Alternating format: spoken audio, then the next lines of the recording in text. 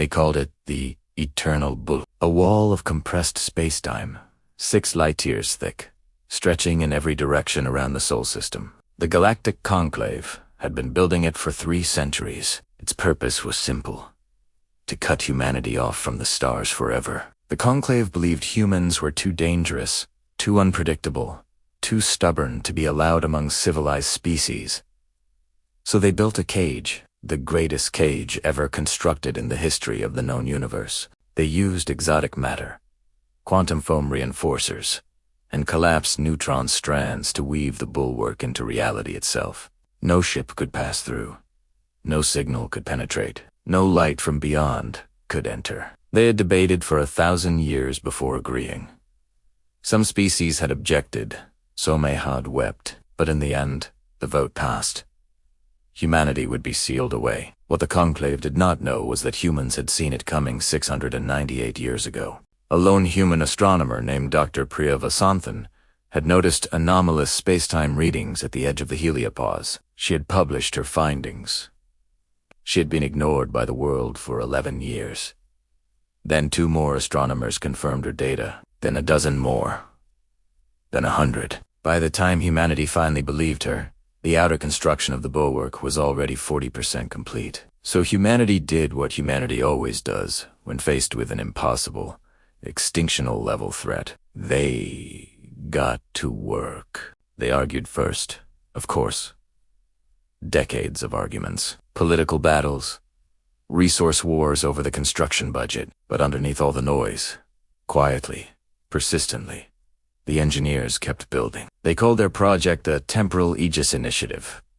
Most people on Earth never even heard of it. It was funded in secret, buried under 17 layers of government bureaucracy and corporate shell companies. Its true name is only whispered in the deepest research bunkers beneath the Himalayas. The goal was not to break through the bulwark. The goal was something far more subtle. The goal was to make time itself work for humanity. If you cannot escape a cage, you change what it means to be inside the cage. You change how fast you age. You change how quickly you think. You change how long your civilization endures. While 1 second passes outside the bulwark, humanity would engineer years to pass within. And so the greatest scientific project in human history began in the year 2341. It would run for 7 centuries. Dr. Lena Marchetti was born in the year 2897. She was the 231st director of the Temporal Aegis Initiative. She had pale hands, dark eyes, and a habit of humming old pre-Bulwark folk songs while she worked. On her 14th birthday, her mother had taken her to the Great Observation Dome in New Zurich. They had looked up at the sky together. It was perfectly blue, perfectly normal looking. You could not see the bulwark with the naked eye. It was too far away for that. But her mother had pointed up anyway, as all parents pointed up, and said the words every human child learned. They tried to erase us. We turned their cage into our laboratory. Lena had not fully understood then. She understood now. She was standing in the central control chamber of Aegis Station Alpha, buried 3 kilometers below the Martian surface. A round hair. 112 technicians monitored feeds from 17,000 sensors spread across the inner solar system. The readings were extraordinary. The time dilation field was holding stable at a ratio of 1 to 11. For every hour that passed outside the bulwark, 11 hours passed within the protected zones of Earth and Mars. It meant that in the 600 years since the bulwark had been completed, humanity had lived through over 6,000 years of accelerated development. They had cured every disease. They had rebuilt their cities 7 times over. They had colonized every moon and asteroid in the system. They had developed technologies the Conclave had never imagined, because the Conclave had never imagined humanity would have so much time. But now, something had changed. Director Marchetti. The voice came from Lieutenant Commander Yoram Steele, her chief sensor analyst. He was a tall man with sharp cheekbones and the permanently tired look of someone who had worked night shifts for 2 decades. "The bulwark is moving," he said. Lena did not turn away from the holographic display in front of her. She had been staring at the same data for 20 minutes. "I know," she said. "It is tightening.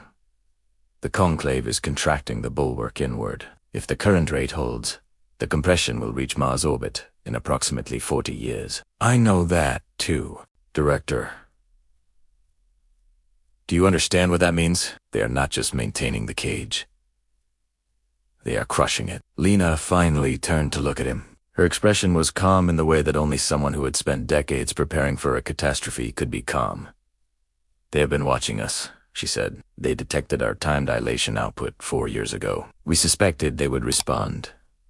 Now they have.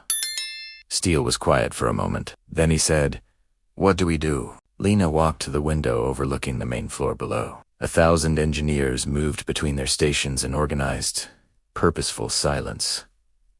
We do what Dr. Vasanthan did. We do what every generation before us did. We look at the data, we run the math, and we build. Build what? She turned back to face him, and for the first time that day, she allowed herself to smile. They built a wall that bends space-time. We have been living inside accelerated time for 600 years. We have had 6,000 years of scientific and engineering development while they watched and assumed we were. What do we build with 6,000 years of physics they have never seen? Steele stared at her. We build a door, she said. The door, as Lena called it, was technically known as the Vasanthan Drive, named in honor of the astronomer who had first seen the bulwark coming. It was not a weapon. Lena had been very clear about that in the design specifications.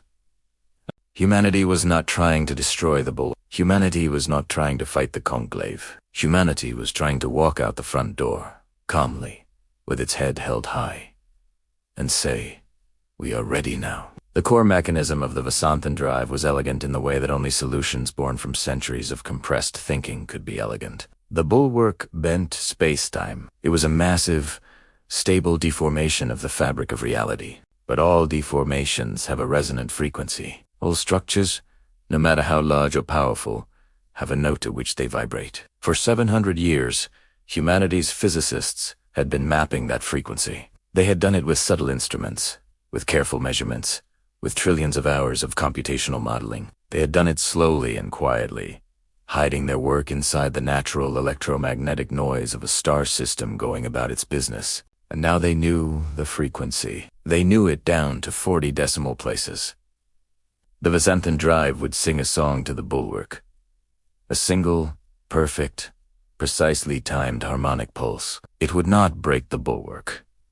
It would not shatter it. It would simply cause it to vibrate, just once, at its resonant frequency. For approximately 9 minutes and 42 seconds, every point in the bulwark would be displaced from its equilibrium position simultaneously. During those 9 minutes and 42 seconds, a path would open.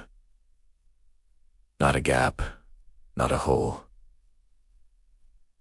A resonance window, and through that window, every ship humanity had built in the last 2,000 years of accelerated time would pass. There were a great many ships. In the 6,000 years of subjective human development, since the bulwark had sealed the solar system, humanity had built fleets. Not military fleets, though they had those too. Science vessels, colony ships, exploration craft, diplomatic transports. They had built 1,409 large vessels capable of crossing interstellar distances. They had built 37,000 smaller craft. They had built 12 mobile space habitats, each housing 1 million people. Every vessel was powered by drives the Conclave had never seen. Every vessel was crewed by people who had grown up knowing this moment would come. Every single one of them had been briefed, trained, and was ready. They sat in silent formation throughout the inner solar system. Engines warm, crews at stations, waiting for the signal. Lena stood on the bridge of the lead vessel, the Inns Vasanthan, and looked out at a wall of ships spread across the void around her. She felt something then that she had no good word for. It was not pride exactly. It was something older and larger than pride. It was the feeling of a species finally grown into itself. Finally, ready to take the step it had been denied. "Director," said Commander Steele beside her. "The drive is charged and ready. We have a firing solution." Lena nodded once. She looked at the main display, where the bulwark was shown as a faint shimmer at the very edge of the system. She thought about Dr. Priya Vasanthan, 300 years ago, looking at anomalous data and deciding it was worth telling the truth. She thought about the engineers who had worked in secret for generations, who had never seen the finished project, who had trusted the people who came after them. She thought about every human being who had been born and lived and died inside a cage and had refused to become small because of it. "Fired the drive," she said. The pulse went out at the speed of light. It was invisible. It made no sound. It carried no heat. It carried no radiation signature that the Conclave would recognize as a weapon. It simply moved outward from a precise point near the heliopause, expanding in a perfect sphere, vibrating at a frequency no alien instrument had ever been tuned to detect. 6 hours and 17 minutes later, it reached the inner surface of the bulwark. On the observation decks of 100 Conclave monitoring stations positioned around the exterior of the bulwark, nothing appeared to happen. The stations reported nominal readings. The bulwark was intact. The humans were still inside. Then, 7 seconds after the pulse made contact, every monitoring station simultaneously went silent. Not dark. Not destroyed. Silent. Their instruments simply had no framework to process what they were measuring. The bulwark began to vibrate. It was not violent. There were no explosions. No cracks appeared in the fabric of compressed space-time. It was more like watching a vast, rigid structure suddenly remember that it was, at its deepest level, made of energy. And energy, by its nature, moves. The vibration propagated across the entire 6-litier-thick structure in precisely calculated waves, each one building on the last. To any observer outside the bulwark, it would have looked like an almost imperceptible shimmer, a heat haze effect on an impossible scale. But inside the bulwark, on 1,409 large vessels and 37,000 smaller craft, every navigation system lit up at once. The resonance window had opened. All ships. This is direct to Marchetti aboard the inns. Vasanthan. The window is active. You have 9 minutes and 41 seconds remaining. All fleet commanders. You have your coordinates. You have your assigned passage vectors. You know what to do. Humanity does not leave with anger. Humanity does not leave with weapons drawn. We leave as explorers. We leave as scientists. We leave as the species that was put in a box and spent 7 centuries learning how to build a universe. All ships, advance.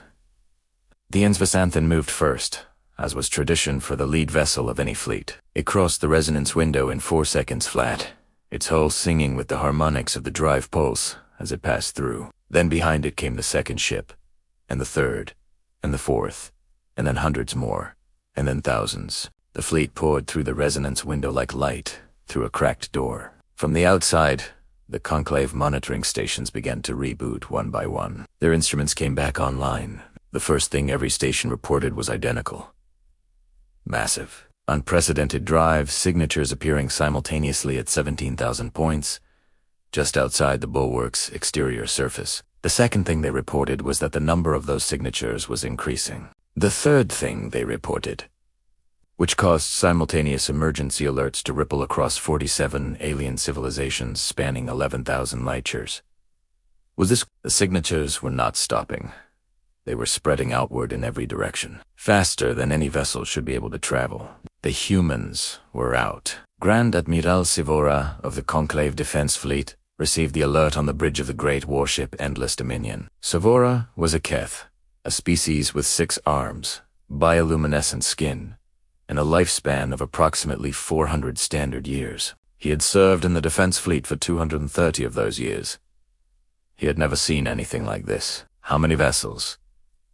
He asked his communications officer. Current count, Admiral, is 1,409 large-class ships and 37,000 smaller craft. A pause.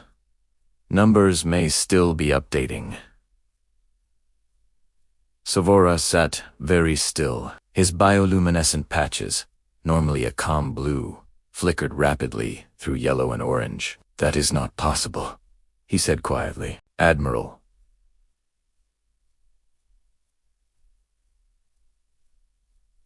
Admiral, our models projected that the human population would have been reduced by isolation stress to approximately 40% of pre-bulwark levels. Our models projected that without access to external resources, their technological development would have stagnated or reversed. Our models projected that after 600 years of isolation, any vessels they possessed would be inferior to Conclave standard by at least 4 generations. A long silence filled the bridge of the Endless Dominion. Update our models, Sivora finally said.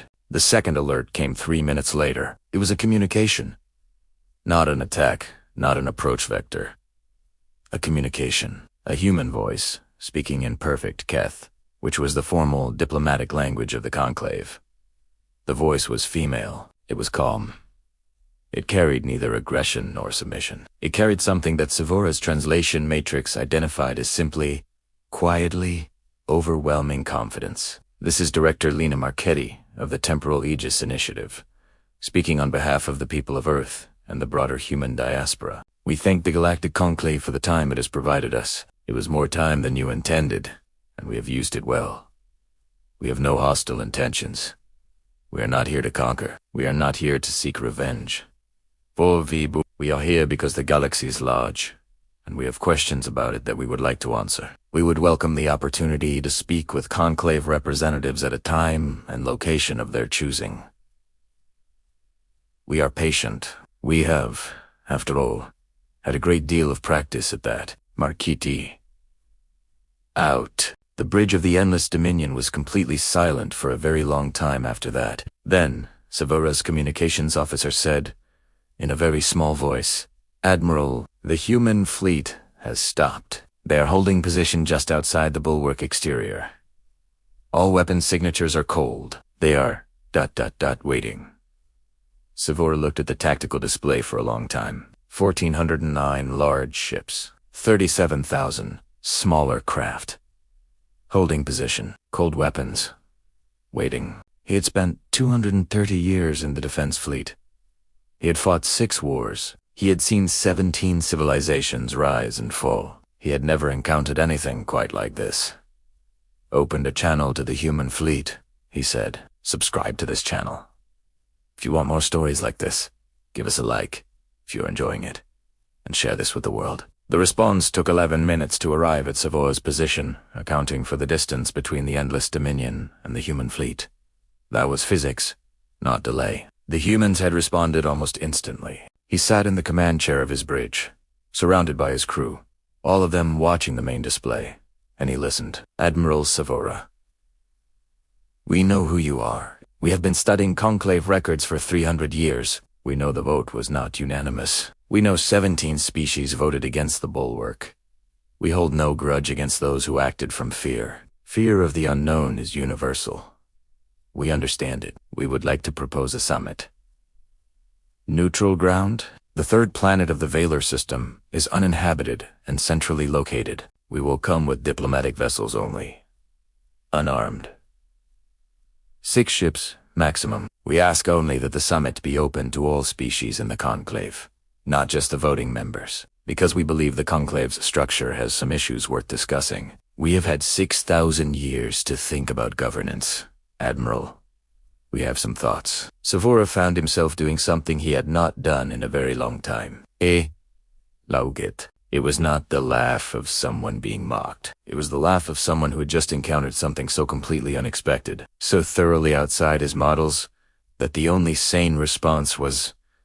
He composed himself after a moment and said to his communications officer, "Record my response. Director Marchetti. On behalf of the Galactic Conclave, I accept your proposal for a summit." He paused, and then added, with the careful precision of a being who chose his words over centuries, "I look forward to hearing your thoughts on governance." The summit was set for 40 days hence. In those 40 days, the news of humanity's emergence from the bulwark spread across the 11,000 light-year span of the conclave like fire through dry wood.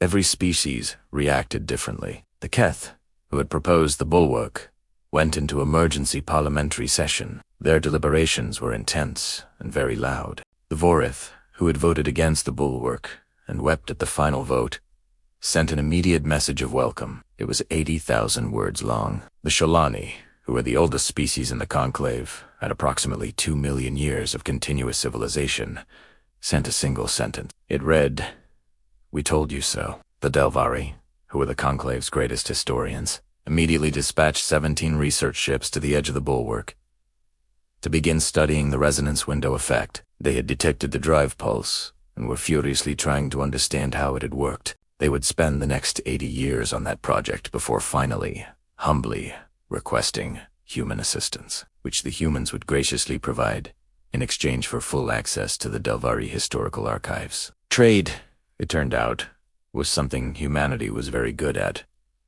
But all of that was in the future. On the day the summit was announced, Director Lina Marchetti sat in her quarters aboard the Insvasanten and wrote a message. It was addressed to no one. It was addressed to everyone. She transmitted it on all frequencies, in all known conclave languages, and in every human language she could fit in the header. It read as follows: 700 years ago, our ancestors looked up at the sky and saw a cage being built around them. They had a choice. They could despair. They could fight. They could give up.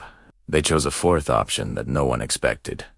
They chose to use the time. Every generation that came after them inherited a project they would never finish in their own lifetimes. Every engineer who was born into that project knew they would die before it was done. Every scientist who dedicated their life to the temporal Aegis initiative accepted that they were building something for people they would never meet. They did it anyway. They did it because they believed in the ones who would come after them. They did it because they understood something fundamental about the human condition that our captors never grasped. You cannot cage a species that has learned to love the long game. You cannot isolate a people who have decided that patience is not surrender, but strategy. You cannot stop a civilization that has learned to measure its ambitions, not in lifetimes, but in epoch. Today, we stand at the edge of a galaxy that tried to erase us. We do not come with vengeance. We come with the work of 700 years in our hands and 6,000 years of ideas in our minds. We come with an open hand and a simple question. Shall we begin? We have a great deal to offer, and we have, as always, all the time in the world. The message ended there. On 47 worlds across 11,000 light-years, it was received in the days and weeks that followed. On some worlds, it was read in government chambers by heads of state. On others, it was broadcast in public squares. On the Vorith homeworld, it was read aloud in the great cathedral of memory, where the names of species lost to history were inscribed in stone. On the Keth homeworld, a young politician who had been born the day the bulwark was completed read it in silence and then submitted a bill to Parliament the following morning. The bill was called the Vasanthan Accord. It proposed the formal dismantling of the bulwark and the opening of full diplomatic and economic relations with humanity. It passed by a margin of 73%. The dismantling would take 40 years. It was the most studied and carefully executed engineering project in conclave history. Humanity sent advisors to help. They knew the bulwark's physics better than anyone. The summit on the third planet of the Valar system was, by all accounts, unlike any diplomatic event in conclave history. Human delegations arrived in 6 ships, as promised. They were unarmed, as promised. They arrived dressed in clothing that represented every culture from Earth's long history. Vivid colors, ancient patterns, modern designs, all worn simultaneously by a species that had decided to present its full complexity rather than a sanitized diplomatic face. Director Marchetti led the human delegation. She was accompanied by 31 people who between them spoke 42 languages, held 417 academic degrees, and had a combined age of just under 2,000 years. Admiral Sabora, representing the Conclave Defense Fleet, met them at the entrance to the summit hall. He was older than he had been when he had heard Marchetti's message. The 40 days had aged him in ways that had nothing to do with time. He had spent those days reading every piece of information about humanity that the Conclave had ever collected. He had read about the wars. He had read about the catastrophes. He had read about the countless times human civilization had nearly collapsed and then, stubbornly, rebuilt. He had read about the scientists and engineers who had worked on the Temporal Aegis Initiative, in secret, for 7 centuries. He had read about Dr. Priya Vasanthan, who had spent 11 years being ignored before the world finally listened. He had stopped at that part for a very long time. He thought about all the things in his own career that he had noticed, and then dismissed because the implications were too inconvenient. He thought about the vote on the bulwark, which he had supported. He thought about what 6,000 years of compressed human civilization looked like standing in front of him in the form of 32 people who seemed entirely at ease and entirely unimpressed by their own achievement. Marchetti stopped in front of him. She was shorter than he had imagined. Her expression was neither triumphant nor hostile. She extended her right hand in the human greeting gesture that his briefing materials had described. He had 6 arms. He chose the front right one and extended it to meet hers. They shook hands. For a moment, Cameras recorded it from 17 angles for 17 different news services across 11,000 light-years. Director Marchetti said, "Savora, welcome to the Galactic Conclave." "Thank you, Admiral," said Marchetti. "We have been looking forward to this for a very long time." "I imagine you have," said Savora. "I read about Dr. Vasanta," and Marchetti nodded once. "She would have liked today." "Yes," said Savora. "I believe she would have." They walked into the summit hall together. What happened over the following 9 days of talks would be analyzed, debated, and written about for the next 1,000 years. Humanity brought to the table 6,000 years of compressed technological development, sociological research, and philosophical evolution. They brought solutions to problems the Conclave had been struggling with for centuries. They brought energy technologies that made the Conclave's best look like fire and sticks. They brought medical advances that could extend the lifespan of every known species by a factor of 3. They brought, most unexpectedly, a deep and detailed study of why civilizations fail. They had had 6,000 years to think about it, after all, and they had had a very personal stake in getting the answer right. The Conclave had expected negotiation. They had prepared for demands. They had readied themselves for grievances. What they got was a species that was done being angry and had moved on to being helpful. It unsettled several delegations profoundly. The Shalani observer, a being of incomprehensible age who had not spoken publicly in 4,000 years, rose on the 3rd day of the summit and said, in a voice like grinding consonants, "We remember the last species that emerged from isolation with this much accumulated knowledge. That was 900,000 years ago. They reshaped the galaxy." A silence fell over the whole.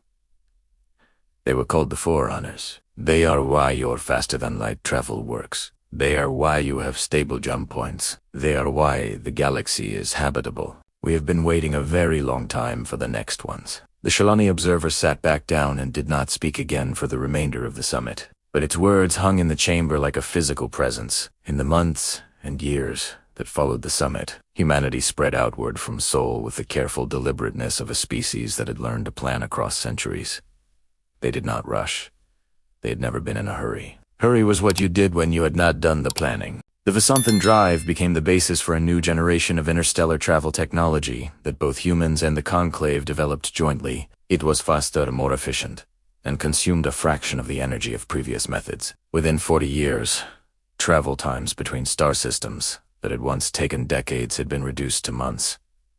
The galaxy became smaller. The Conclave became more connected, and at the center of that connectivity, consistently, reliably, enthusiastically, were the humans. They had a talent for connection that the longer-lived species found somewhat exhausting and entirely invaluable. Where the Keth deliberated for a century before making an alliance. Humans would form 3 alliances, break 2 of them, renegotiate all 3, and end up with something better in the space of 5 years. Where the Vorith built relationships with the profound, aching slowness of beings who had 10,000 years to fill, humans would befriend, argue with, lose touch with, reconnect with, and build monuments to beings.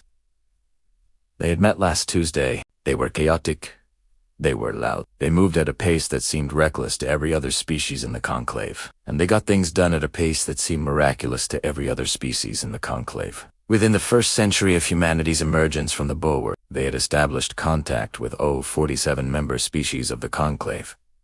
They had established trade routes with 31 of them, full alliance agreements with 19. They had co-founded with the Delvari, the Galactic Institute of Historical Memory, which set about the enormous task of documenting the complete history of every known civilization. They had co-founded with the Voreth, the first truly pangalactic medical research organization. They had co-founded with the Shalani, to nearly everyone's astonishment, the foundation for the study of long-term civilizational survival. The Shalani had been waiting, apparently, for a species that could think in the right timescales. Humanity, paradoxically, was that species. Not because they lived long, but because they had spent 7 centuries learning to plan for people they would never meet. And through all of it, the bulwark slowly came down. Piece by piece, the compressed space-time cage that had been built to silence humanity was dismantled by Conclave engineers working alongside human advisors. The exotic matter was repurposed. The quantum foam reinforcers were redirected into infrastructure projects.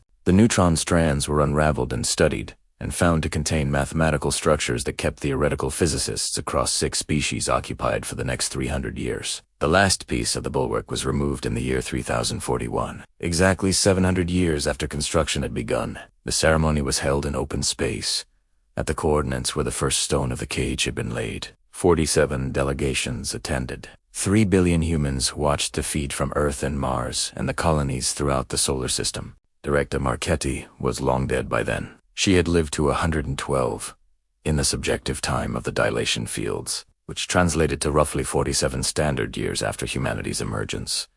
She had spent those years traveling. She had visited 14 star systems. She had met beings of extraordinary age and extraordinary strangeness. She had never stopped humming old folk songs. Her great-great-granddaughter, Commander Priya Marketavasanthan, was named in honor of 2 women who had never met, but who had, together, shaped the trajectory of a species. It was Commander Marketavasanthan who spoke at the ceremony for the final removal of the last piece of the bull. She stood in a pressure suit at the coordinates where it had all begun, the vast darkness of interstellar space around her. And she said the following: 700 years ago, someone decided we needed to be silenced. I understand why. I have read the histories.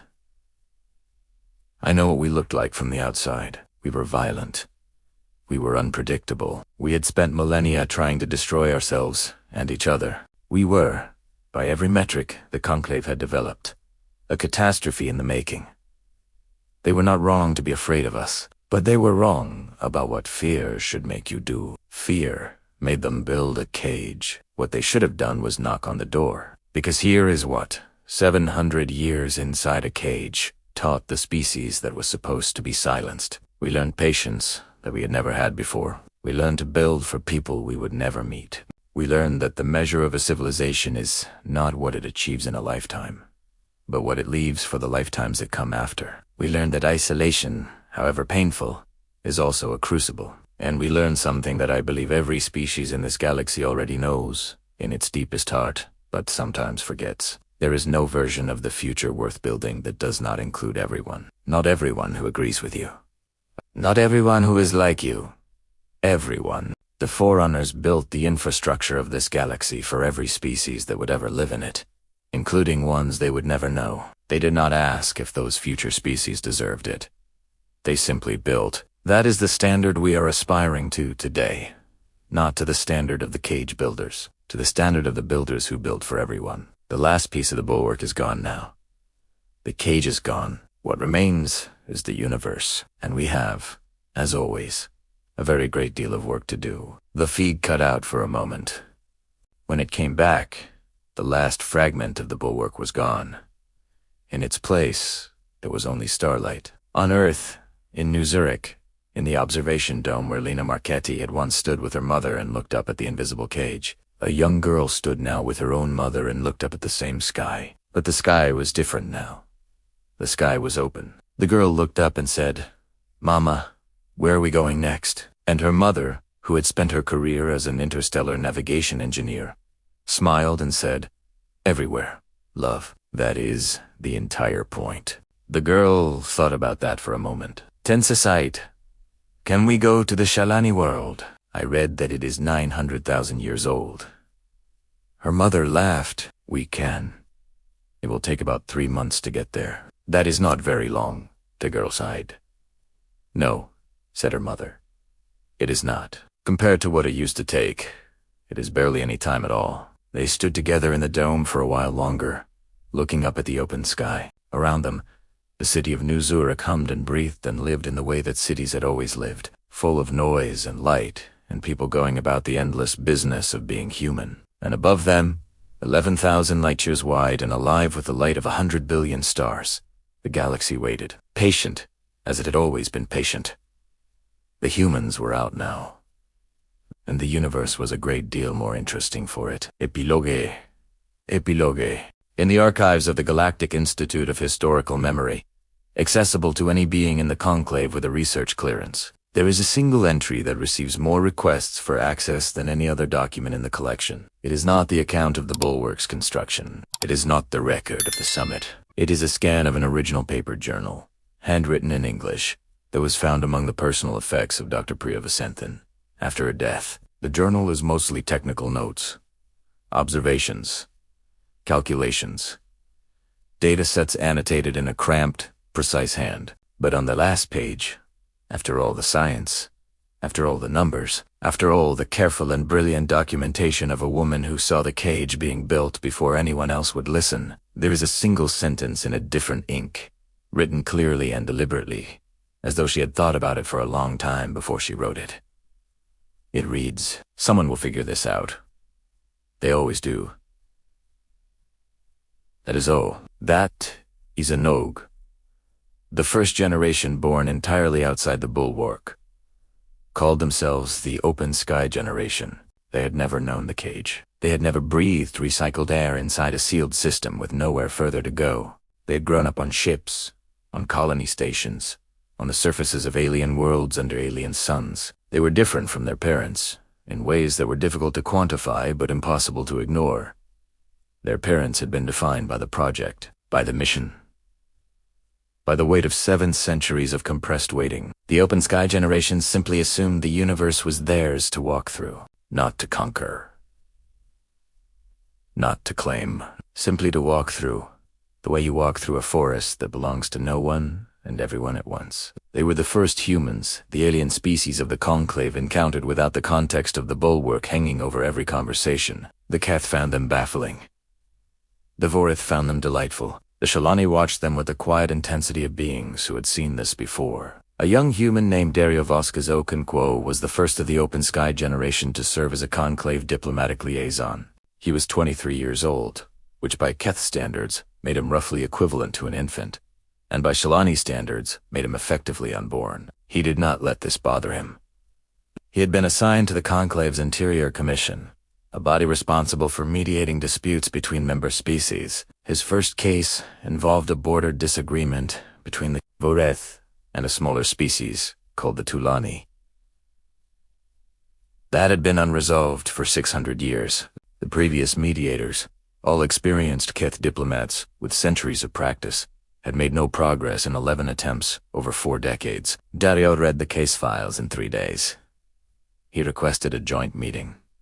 He prepared for it for 1 week. At the meeting, he listened to both sides for 4 hours without speaking. Then he asked a single question that no previous mediator had thought to ask. What would you each be willing to give up that you currently believe is non-negotiable? There was a long silence. Then the Voreth representative said something that had apparently never been said in 600 years of this dispute. She said, "The Eastern Transit Corridor. We would give up the Eastern Transit Corridor if we could keep the mineral rights to the third moon." The Tulani representative stared at her for a very long time. Then he said, "We have never wanted the Eastern Transit Corridor. We wanted the mineral rights to the second moon." Dario looked between them. "So your positions have never actually conflicted," he said. Another silence. "Longer this time." "No," said the Voreth representative, very quietly. "It appears they have not." The agreement was signed 4 days later. It was the fastest resolution of a major conclave border dispute in recorded history. When the Keth Commission director asked Dario how he had done it, he shrugged and said, "I just asked what they actually wanted."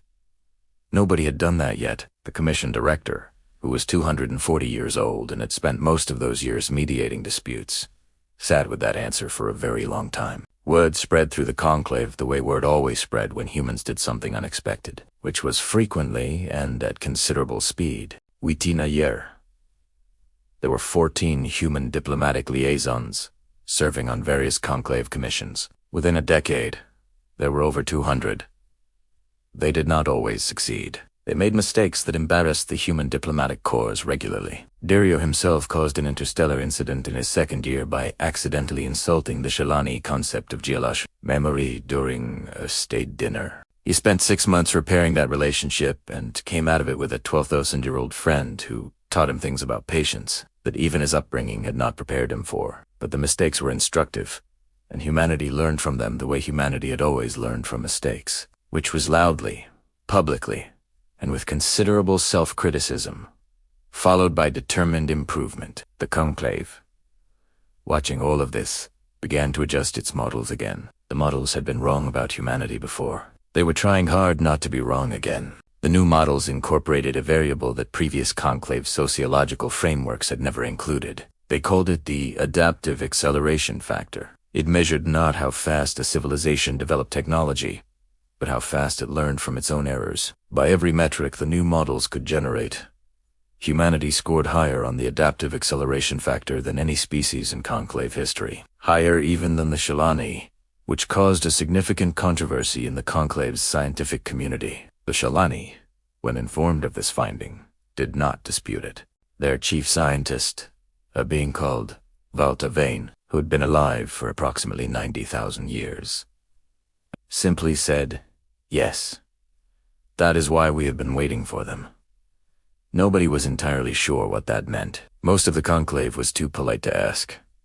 Humanity was not too polite to ask. 3 human xenosociologists submitted formal research requests to the Shalani Institute of Deep Memory within a week. The Shalani considered these requests for 4 years, and then, to everyone's astonishment, said yes. The data the human researchers received access to was enough to occupy the entire field of xenosociology for the next 2 centuries. It included detailed records of 41 species that had achieved interstellar capability and then collapsed. It included records of 7 species that had been deliberately ended by the Conclave's predecessor organization for reasons that were, in retrospect, deeply troubling. It included records of the Forerunners that went back 900,000 years and were so detailed and so vast that the lead researcher, Dr. Amara Diallo, described reading them as feeling like standing at the bottom of the ocean and looking up, and buried deep in the Shalani archive. In a section that had not been accessed in over 300,000 years, the researchers found something that changed everything. They found evidence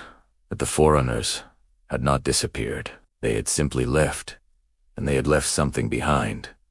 Not technology, not infrastructure, not knowledge. They had left a message, addressed to no one in particular, addressed to whoever was ready to receive it. The message had been encoded in the resonant frequency of a specific type of stellar formation found in 17 locations across the galaxy. It required a species with knowledge of time, dilation physics, to decode it. It required, specifically, knowledge of the mathematics underlying the Vasantan drive.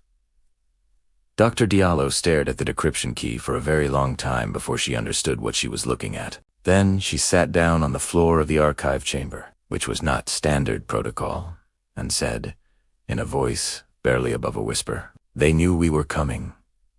The message, once decoded, was not long. It read as follows: "To the species that found this, you have learned to fold time. That is the first step. There are others. We have gone ahead to map the path. We left markers. You will know them when you are ready. The galaxy, you know, is the shallows. Beyond it is the deep. We could not wait, but we hoped someone would follow. Come find us when you are ready. You will know when that is." The message ended there.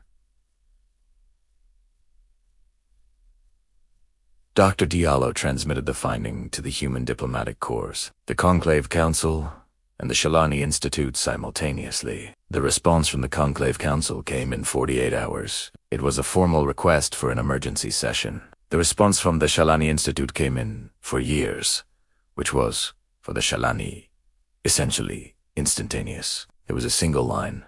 "We have been waiting for someone to find that. We did not know how to decode it ourselves. Thank you." The emergency session of the Conclave Council was the largest gathering of alien representatives in recorded history. Every member species sent its full delegation. Several non-member species requested observer status and were granted it. Commander Priya Marchetti Vasantan, who had spoken at the ceremony for the Bulwark's removal, now represented humanity on the Conclave Council. She was older now. Her hair was gray at the temples. She had spent the last 20 years traveling between star systems, building the relationships and alliances that the open sky generation would inherit. She stood before the council and presented the finding without drama, without flourish, without the kind of performance that the occasion might have invited. She simply presented the data.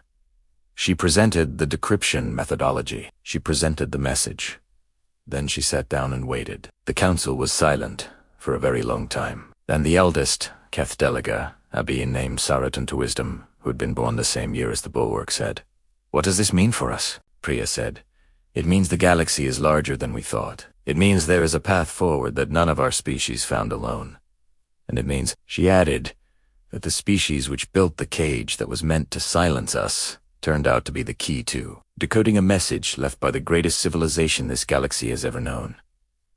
Another silence. That is either the most remarkable irony in galactic history, said the Keth delegate slowly, or it was always going to happen this way. Perhaps both, said Priya. The debate that followed lasted 11 days. It was not a debate about whether to pursue the Forerunner markers. Everyone agreed, eventually, that the markers should be investigated.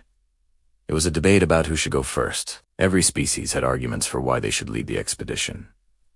The Keth had the largest fleet. The Dilvari had the best historical knowledge of the foreigners. The Vorth had the most advanced long-range sensor technology. Humanity had the Vasanthan drive, without which the message could not have been decoded, and without which the markers could not be reached, since they were located far outside the Conclave's current navigational range. The debate resolved itself on the 9th day, when Dario Vasquez, now 31, and considerably less likely to cause interstellar incidents at state dinners, stood up and said something that cut through 11 days of careful diplomatic maneuvering. We should all go, he said.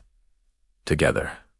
One fleet. Every species. First contact with the foreigners should not belong to one civilization. It should belong to all of us. The council considered this. Then the Shalani observer, Vault of Ancient Memory, who had not spoken in 11 days of debate, said, "That is what the message says. You will know when you are ready. A species alone is never ready. A civilization together might be."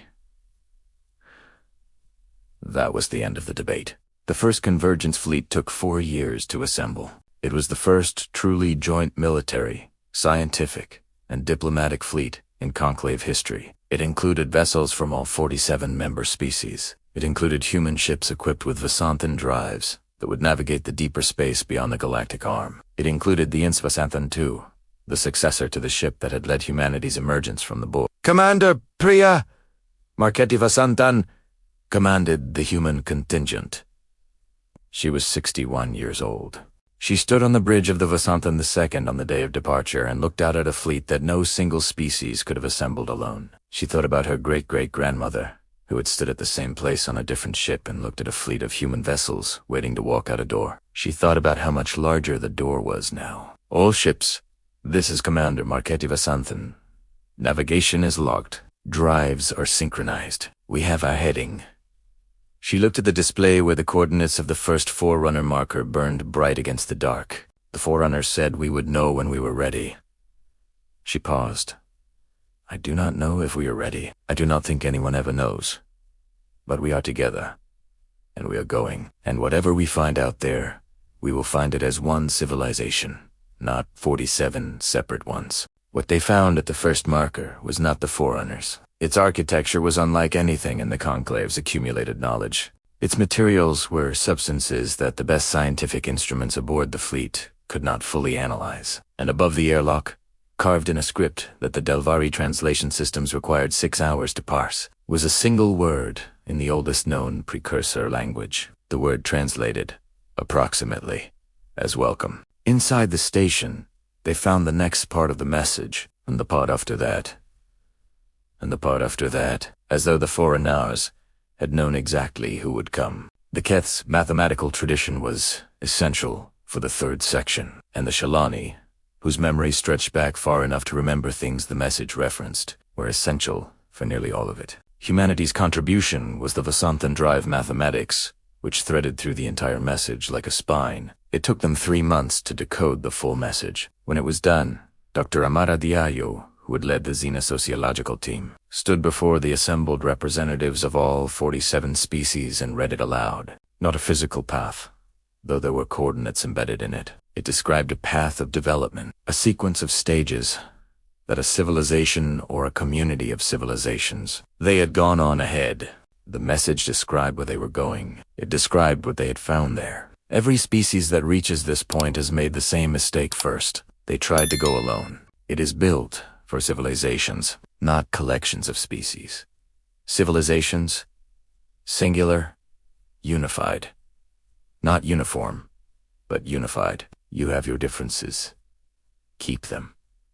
They are your strength, but you must also have your unity. Not forced. Not imposed. Chosen. We chose it. It took us longer than it should have. We are always watching. And we are very much looking forward to meeting you. Then, Voltavin, Memory, who had lived for 90,000 years and had seen more history than any being present could imagine, said something that no one had ever heard a Shalani say. The Shalani said, "I am glad I lived long enough for this." Priya Marketivasantan stood at the viewport of the station, looking out into the deep dark beyond the galactic arm. She thought about the answer. Everywhere. That is, the entire point. She thought about Dr. Priyavasan, who had seen the cage being built and had decided it was worth telling the truth about, even when nobody listened for 11 years. And she thought, not for the first time, that the Conclave had done humanity an accidental favor. Instead, it had given them 6,000 years to become exactly the kind of species the Forerunners had been hoping for. It was chaotic. It was exactly as it should be. She walked back to her station and sat down and got to work. And they had, as always, all the time in the world.